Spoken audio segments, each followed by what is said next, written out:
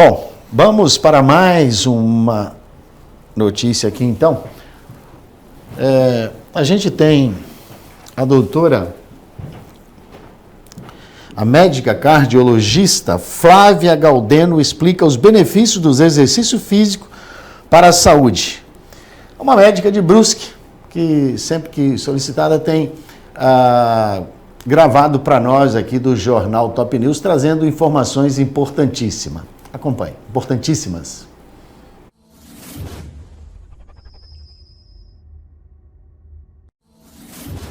Como que o exercício regular ajuda a diminuir a ansiedade e o estresse? Bom, o exercício regular, ele produz serotonina, que é um hormônio que diminui muito a nossa ansiedade basal. Então, ele vai fazer com que a gente tolere as adversidades, os problemas, as encheções de saco do dia a dia com muito mais tranquilidade.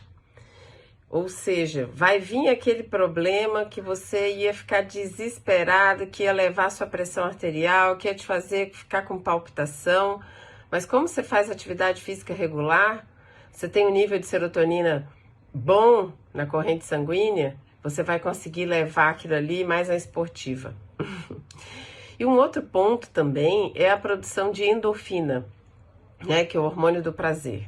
Quando a gente faz uma atividade, além pode ser até atividade física, mas uma atividade qualquer que nós temos prazer, que nós gostamos, gera a produção de endorfina. E essa endorfina gerada, ela vai fazer com que a gente se sinta tão bem naquele momento e dura, vamos dizer assim, horas o efeito dela. Então, também vai ajudar a aguentar o dia a dia, os nossos problemas, as nossas dificuldades com muito mais tranquilidade, afetando muito menos o nosso coração. Os principais efeitos da atividade física regular para o coração estão em 3 pilares, basicamente. Primeiro, controle e estabilização da pressão arterial. O exercício ele ajuda, através da liberação de várias substâncias, a manter a pressão arterial mais estável. Ou seja, às vezes até aquela pessoa que tem uma pressão alta, que não consegue controlar só com remédio, quando ele começa a fazer exercício regularmente, essa pressão fica mais estável. Um outro pilar do exercício seria a ajuda a perder peso ou manter esse peso. O peso, ele influencia diretamente na saúde do nosso coração, né? Então, ele aumenta a pressão arterial, ele aumenta o risco de produção de substâncias que elevam o risco de infarto, de AVC. Então, a atividade física, ela ajuda a manter o peso estável e até perder peso. E um outro fator importantíssimo do exercício regular são os benefícios mentais, vamos botar assim, desse exercício, né? São produção também de substâncias que ajudam no bem-estar, que ajudam a diminuir o estresse, que ajudam a dormir melhor. Ou seja, tudo isso reflete diretamente na saúde do coração. Falando um pouquinho das doenças crônicas, né, que acometem o nosso sistema cardiovascular, vamos falar principalmente de hipertensão e diabetes, né?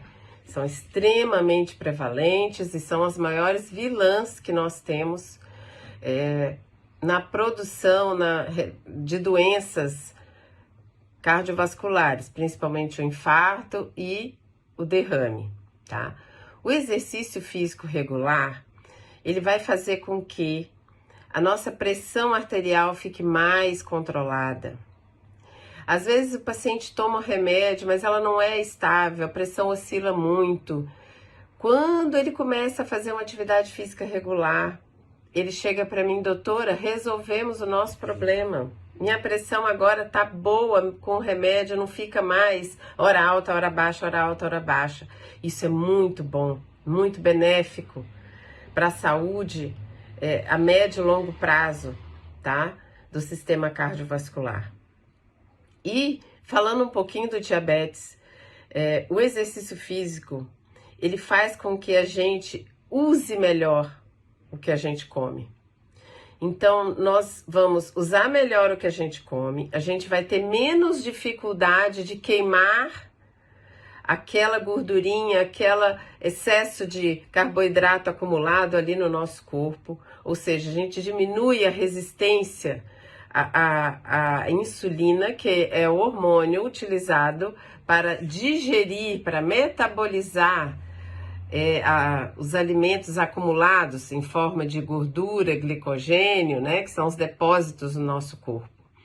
Então, vamos dizer assim que o exercício físico regular é o maior e o melhor remédio que nós temos para envelhecer com saúde.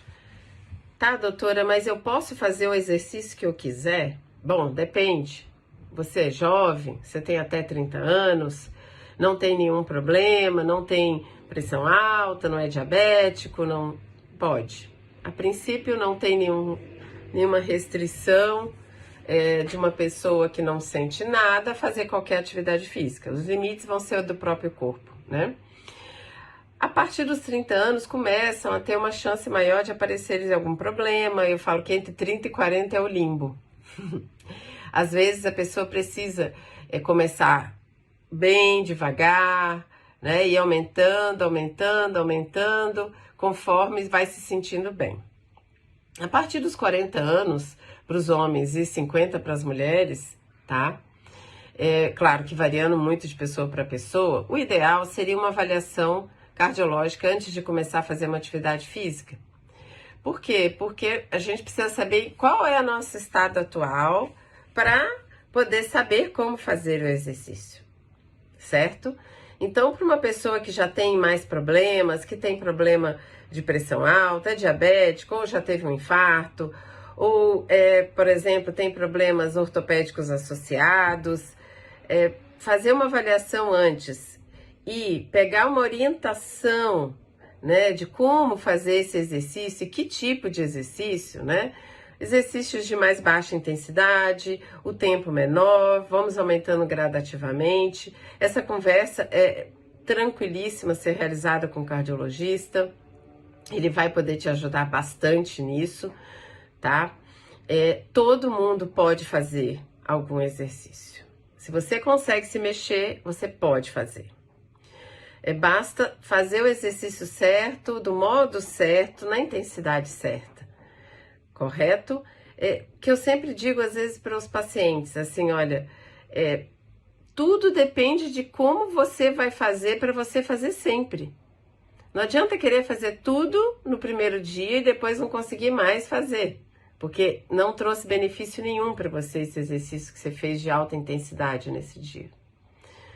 Então, essa avaliação pré-exercício é fundamental para manutenção, para melhoria da sua saúde e manutenção dela. Vamos falar um pouquinho mais do nosso corpo, né? Para a gente poder fazer uma atividade aeróbica com qualidade, com segurança, ou seja, andar, caminhar, correr, nadar, hidroginástica, pedalar, nós precisamos ter músculos de qualidade.